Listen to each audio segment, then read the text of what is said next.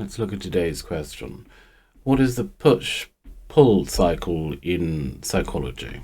Okay, well, what is commonly referred to as the push-pull cycle describes a psychological dynamic, I suppose, within a relationship in which both parties in the relationship continually bounce back and forth between short periods of apparent love, peace, harmony, and then periods of discontent and friction. In other words, in intimate relationships, the push-pull cycle occurs when one partner pushes the other away, only to pull them back in once they've become cold and distant. But I suppose, as the case with any relationship, it takes two to tango, doesn't it? The push-pull cycle can only continue because the other party actually allows it to. Often, I suppose because they're driven by a fear of abandonment on their part. The other person doing the pushing away, on the other hand, is often driven by a fear of intimacy and consequently becomes anxious when relationships become a little bit too close or intimate or too close for comfort, something like that. It can also be used as a form of punishment as well, or a form of coercion into behaving in a particular manner because of the fear of being pushed out into the cold, so to speak. Now, the push-pull cycle also occurs outside of personal relationships as well.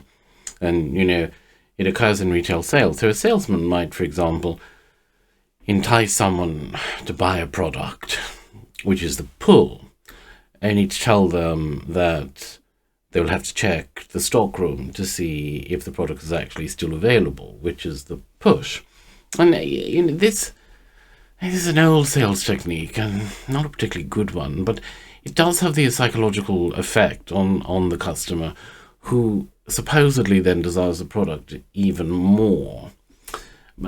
It doesn't really work in today's day and age, simply because consumers are a little bit more sophisticated. But I mean, the reason it works in some cases is because our human nature is such that certain things become more desirable the harder they get, the harder it is to get hold of them. So whilst the push-pull cycle may serve a purpose, I suppose, in some sales context, where the product might be rare, you see push-pull around Christmas time, for example, with the newest toy on the market and things like that.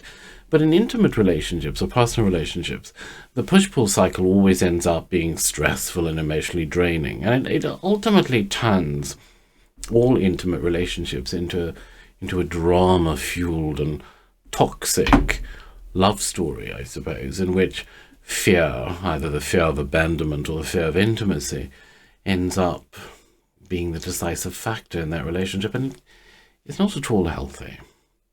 So there you go. That's the push-pull cycle in psychology.